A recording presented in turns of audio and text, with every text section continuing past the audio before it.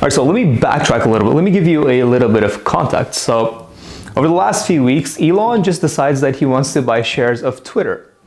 So he starts accumulating and buying shares to the point where he becomes the largest stakeholder of the platform, having more shares than the founder himself. And he does it in such a very quiet way that nobody finds out about this besides obviously Twitter. And when Twitter finds out and they realize that Elon Musk just became the largest stakeholder of their platform, they're like, what's going on? And should we do something about this? So you might be asking, I mean, doesn't everything that Elon touches become 10 times better and everyone wants to be a part of it? I mean, any stock that even mentions just jumped 20-30% in market cap. So why is there a problem that Elon joins or says anything or even buys Twitter? The thing is that Elon, we all know this, right? He's a very particular man. He wants things to be his way. And then he hates obstacles that are in between him and the goal that he has for that industry, whether it's the automobile industry, whether it's space rockets, whether it's Twitter. It doesn't really matter. He has a vision for everything. And he's been very vocal about his vision for Twitter. He believes that Twitter should be a platform that allows free speech. And then he truly doesn't see that happening with Twitter. He's also been very vocal about ways that he wants to change Twitter. Like, for example, adding an edit button. So Twitter doesn't believe in that because they think that it doesn't matter what kind of a tweet you said. If it's a good, bad tweet, you should not be able to edit it. Once it's out, it's out. Elon thinks that you should be able to edit your tweets. And the reason for that being is because he's been sending tweets that it's gotten him in trouble before. So from Twitter's perspective, there's this man that wants to come and be a part of their platform. This man happens to be the most influential person on the planet right now. And this man happens to have a lot of money, billions of dollars, enough to do whatever he wants to do. And he is doing whatever he wants to do. He just bought 10% of a $1 billion application, right? And Twitter sees that and they're like, yo, we fear this because he has certain ways that he wants to do things and we don't want him to come and change our platform. They don't want a complete Elon Musk takeover. And they're trying to find ways to mitigate that from happening. The other problem here is that Elon, being who he is and the influence that he has over people and the money that he has, he's also a meme lord over the internet. He's just a very goofy and sarcastic person over the internet, right? And he does things that get him in trouble. And he has a track record of doing that. For example, a few years back, he tweets he wants to take Tesla private at $420 a share. And that causes chaos. Elon Musk is paying the price for misleading investors with a tweet heard around the world. I'm considering taking Tesla private at $420, funding secured. That August tweet blindsiding investors and his own company, sending Tesla shares spiking. But there was no real funding to back up that claim, which landed Musk in hot water. Musk and Tesla are also fined $20 million each. The punishment is one of the most severe from the SEC. The SEC gets involved for false and misleading information because it influenced the price of the stock. And they fine him, they do a full-on investigation. Elon has to step down as the CEO of Tesla and pay a $40 million fine. That's the thing, he has the money and the ability to make jokes like these, and that doesn't really affect him because he just gets back on his feet, accumulates the money back in like 6 months or a year, and gets back on it, right? But he doesn't realize that these things affect a lot of people. So Twitter now being a $1 billion company, a publicly traded company, they understand that Elon might come and they might influence the price of their stock. Their stock prices are connected to people's 401ks, to people's pension plans, to people's retirement plans, right? And they don't want that to affect individuals on a personal basis. And besides this, Elon also tends to get into little Twitter battles, right? He has a track record of doing that as well. So a few years back when we had the students that got trapped in the cave in Thailand and there was a diver that wanted to go and rescue them and save them, Elon gets involved and he builds this submarine and he sends it out, and supposedly the diver tests it out and he's like, this thing is not going to even make it past 50 meters into the water.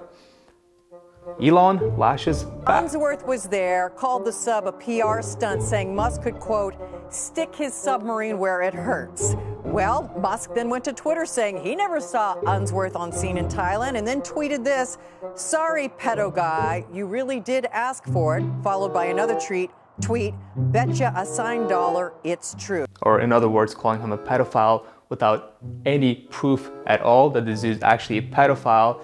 Elon and his following just go and trash this man that has not even close to nearly as much influence as Elon, and yeah, a whole battle starts between him and Elon. So at this point, Twitter is like, they're extremely scared. They're like, you know what, man, we need to do something to remedy this situation. So the CEO gets involved. Parag Agrawal, who just joined Twitter as their CEO, he tweets to Elon. He's like, hey, Elon, I see that you're trying to pretty much pry us out. What if we do this? What if we offer you a seat as one of our board of directors? Their main goal, their main objective being, you guys know the saying, keep your friends close and your enemies closer. Well, their objective was, we're going to keep our friends close and our Elon Musk closer.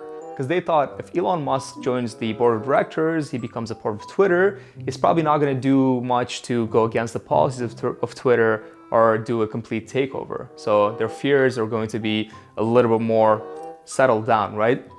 And the only caveat to this offer was that if Elon were to join the board of directors, Twitter was like, if you join, you cannot buy any more shares to the point where you have more say than any other members of the board. And you can also, you can't tweet anything controversial that goes against the policies of Twitter. Surprisingly, Elon responds back and he's like, sure, I'll join. And as you may know, as soon as the word gets out there that Elon Musk is going to join Twitter as one of their board of directors, the price of the stocks just surges 27%. So as soon as the word gets out there, everyone's like, all right, Elon's going to join as the board of directors. Everything is good, happy, unicorns and rainbows. The poll starts, Elon's tweets start, and Elon sends out his first tweet saying, should we add an edit button? And then Twitter sees that, like, okay, it's not too bad. We knew that he wanted to add this edit button from a long time ago, so we kind of saw this coming. It's not too terrible, right? And within an hour, Elon gets 1 million responses. Everyone's like, yeah, we should add this edit button. Everyone likes that Elon is going this path, except Twitter. Twitter doesn't like that. And then it all goes downhill from there. The next tweet that Elon sends is, Twitter is dying. His argument being that some of the bigger accounts on Twitter, like Justin Bieber's account, Taylor Swift's account, they haven't tweeted in years. And then this is the funniest tweet that he sends out, saying that we should delete the W off Twitter. Now, the two options for that poll was either yes or of course, and I thought that was hilarious. I personally didn't really participate in that because, you know, I'm a man of culture and I'm a gentleman, so I wouldn't really titter. And yeah, sending another tweet later that week saying that we should transform the headquarters of Twitter in San Francisco to a homeless shelter because nobody really comes to the office anymore. So everything Twitter would fear would happen with Elon Musk coming into the platform, just kind of taken over, was actually going down, right?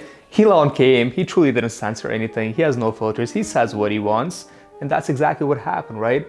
And later on that week, the CEO tweets saying that it is sad, but Elon's not going to be joining as the board of directors anymore. To which Elon just very shortly responds back with a face over mouth emoji, kind of giggling at that whole situation. Now, the problem here is that we don't know if that decision actually came from Elon or if it came from Twitter, but the way it was mentioned and stated, it seemed like it came from Elon, and that makes sense. I'm sure that night Elon probably went to sleep and thought about this. He was like, I'm not gonna realistically filter or censor my tweets. I'm not gonna, I have all these ideas for Twitter, and I'm probably, he probably wanted to buy more shares at that point, as he does. And he probably decided, he's like, you know what, if I'm gonna do all these things, if I have all these plans, there's no point for me to become a board of director and have all these limitations to me being a part of Twitter. And then the cherry on top of this whole entire thing is that Elon on April the 14th files an SEC filing stating that he wants to buy Twitter at 100% at $54.2 per share. That's pretty much a 54% increase at what the stock was trading before he bought 9.2% share in the platform. He's pretty much offering Twitter about $43 billion to buy the entire thing. That is a boss move. And the funniest thing is that he gives them an ultimatum. He's like, okay, if you accept it, perfect. If not, then I'm gonna consider my whole position, my entire position as a current shareholder at Twitter. All right, folks, there you have it. That's a full-on backstory to the whole Twitter and Elon interaction battle going on. I'm curious to see what happens, right? This seems like a very interesting battle. So I'm not too sure. I'm sure Elon is not the type to give up. So even if Twitter declines the offer, I'm sure there's going to be more things to come that are going to be interesting for you and I to see. As always, thank you all for watching. If you liked this video, subscribe and like, and show me some love. Comment in the comment section below. Let me know what you think if Elon takes over Twitter. Is it going to be good or bad? Let me know.